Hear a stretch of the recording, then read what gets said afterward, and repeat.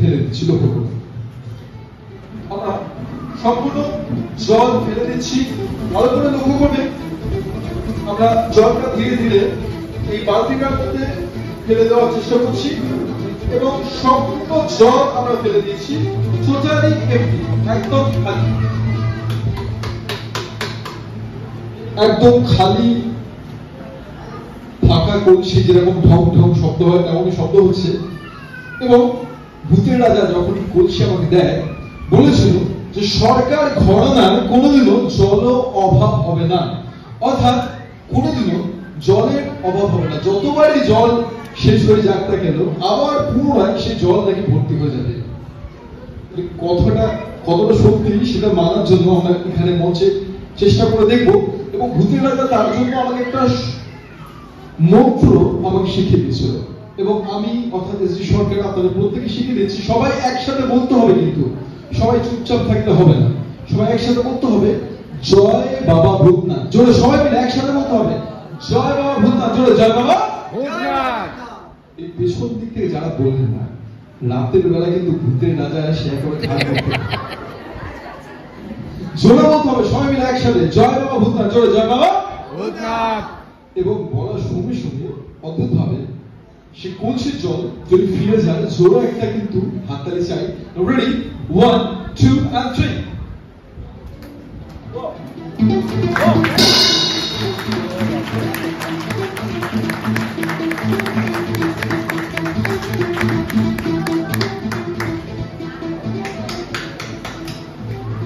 সম্পূর্ণ খালি হয়ে গেছে এবং আমরা এই কলসিটাকে রেখে দেব এবং আমরা চলে আসবো সেই পুতুলের বাড়ির কাছে গিয়ে।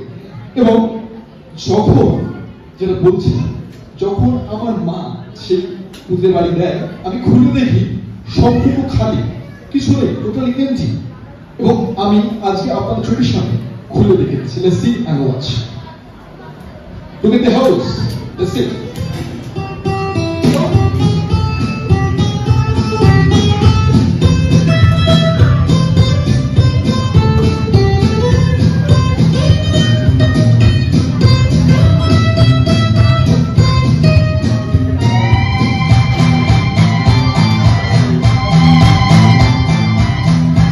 একদম সম্পূর্ণ খালি।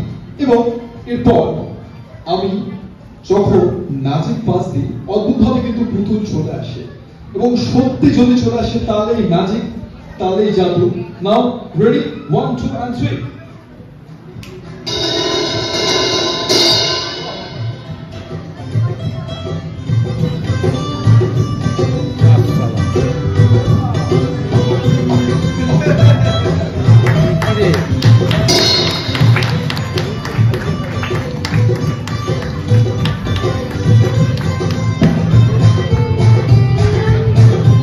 সম্পূর্ণ একটা পুতুল চলে এসছে। এবং শুধু তাই নয়, আমি যদি চাইতাম সে মুহূর্তে যে আরো পুতুল আমার দরকার, আমার একটা ছোট্ট বন্ধু এসছে বাইরে থেকে, তাকে একটা পুতুল দিতে হবে, দুজনে দুটো পুতুল নিয়ে খেলবো, যদি আমি চাইতাম তাহলে সত্যি হতো সেটা। এবং যদি হয় জোরে একটা হাত তালি, রেডি, 1 2 and 3।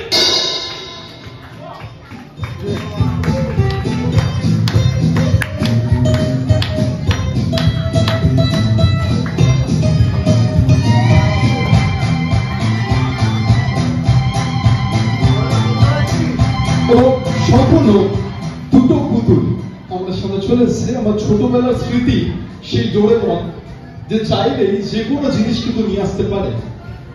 এবং শুধু তাই নয়, আমার ছোটবেলা থেকে কিন্তু খেলার বন্ধুর খুব অভাব। আমি ছোটবেলা থেকে বাড়ি থেকে খুব একটা বেরোতাম না, তো আমি চাইতাম যে এই বাড়ি থেকে আমার খেলার একটা সঙ্গী বেরোবে, সত্যি চলে আসতো। যদি সত্যি চলে আসে তাহলেই ম্যাজিক, তাহলেই জাদু। Ready, 1 2 and 3। সুন্দর আমাদের সঙ্গে খেলার সঙ্গে চলে এসেছে।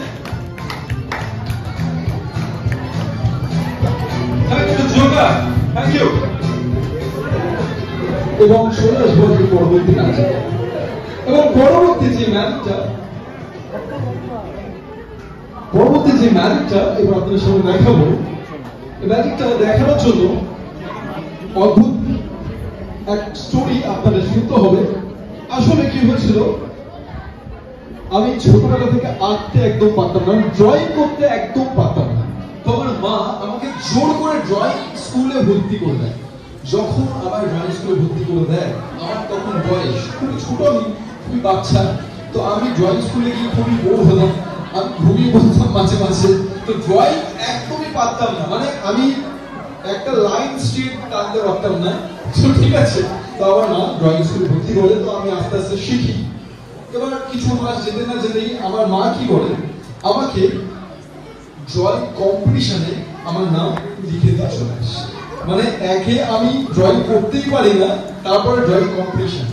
তো আমি আমার যে আঁকার স্যার ছিল তার কাছে যাই, গিয়ে বলি যে দেখুন আমি তো ড্রয়িং করতে পারি না, তো আমার তো ড্রয়িং কম্পিটিশনে নাম দিয়েছে আমার মা, আমার নাম দেখে কাটা যাবে? বলছে না, কোনোভাবে কি না, শোনো তুমি একটা কাজ করো, তুমি তো ম্যাজিশিয়ান, তুমি তো ম্যাজিক জানো, তো তুমি ম্যাজিক করে তুমি ড্রয়িং কম্পিটিশন রাখার চেষ্টা করো না, কিছু করা যায় নাকি। তো আমি সে মুহূর্তে ম্যাজিক করে সব থেকে কম সময় সব থেকে বেশি সংখ্যক আঁকা এঁকে আমি প্রথম পুরস্কার নিয়ে আসছি। এবং কিভাবে আমি সেটাই দেখাবো এই বংশে। পরবর্তী ম্যাজিক বিদ্যালয় ড্রয়িং বুক, দেখুন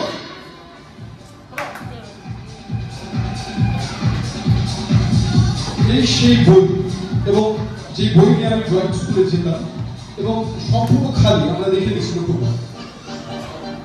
একদম টোটাল তিনটি খালি, তো দেখি না এদিক থেকে খালি, তো একদম টোটাল তিনটি একাবু একদম খালি, তো দেখি না টোটাল খালি, এবং সম্পূর্ণ আরেকবার দেখে দিচ্ছি টোটালি খালি। এবং শুধু তাই নয়, আমি যখন চাইতাম যে আমি ড্রয়িং কম্পিটিশনে যাবো, তখন এই খাতা নিয়ে আমি যেতাম কম্পিটিশনে, এবং গিয়ে সবার পেছনে বেঞ্চে গিয়ে বসতাম, বসে উপর থেকে একদম আঁকি বুকি কাটতাম। স্যাররা ভাবতো যে বিশাল কিছু আঁকছে, আদৌ তো আমি আঁকতেই পারি না, ঠিক আছে, মানে একটা পেন নিয়ে উপরে শুধু আঁকি বুকি কাটতাম। কিন্তু যখন বলতো যে হ্যাঁ এবার সবার কি কি লিখেছে দেখাও, তখন কিন্তু সব থেকে কম সময় সব থেকে বেশি সংখ্যক আঁকা কিন্তু আমি আঁকতাম। এবং আজকেও যদি আপনাদের আমার আঁকা ভালো লাগে, জোরে কিন্তু একটা হাততালি।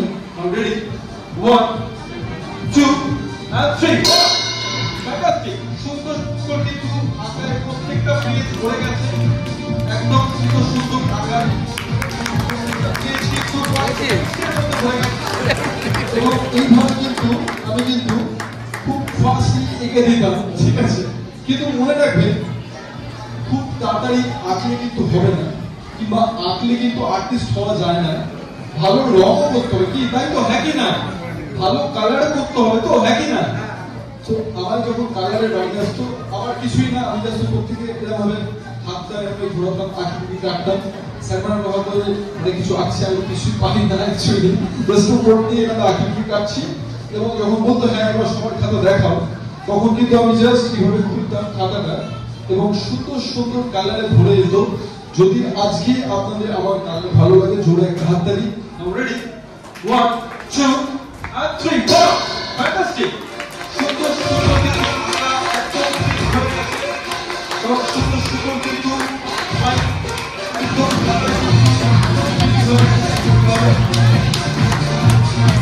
এবং শুধু তাই নয়, এইভাবে যখন আমি প্রথম পুরস্কার পেয়ে যেতাম, তারপর যেটা হতো, অদ্ভুত হলে আমি খাতাটা ফেরত পেতাম, এবং ফেরত পাওয়ার পর আমি একটা ইরেজার নিতাম, আমার কাছে মধ্যে জাস্ট এইভাবে মুছে দিতাম, জাস্ট আমরা সম্পূর্ণ খাতা মুছে দিয়েছি। এবং মুছে দেওয়ার পর যেটা হতো, একদম কমপ্লিটলি সাদা হয়ে যেত। এবং আমি একটা খাতায় কিন্তু দীর্ঘদিন ধরে চালিয়ে যেতাম, ছোটবেলা থেকে খুব বিপদ ধরে না, ঠিক আছে, তো ওই একটা খাতায় আমি এতদিন ধরে চালাচ্ছি, তো সত্যি ভ্যানিশ হয়ে যেত। এবার আপনারা হচ্ছে যে মিছি মিছি, তা কিন্তু নয়। নাও রেডি, 1 2 3 and vanish।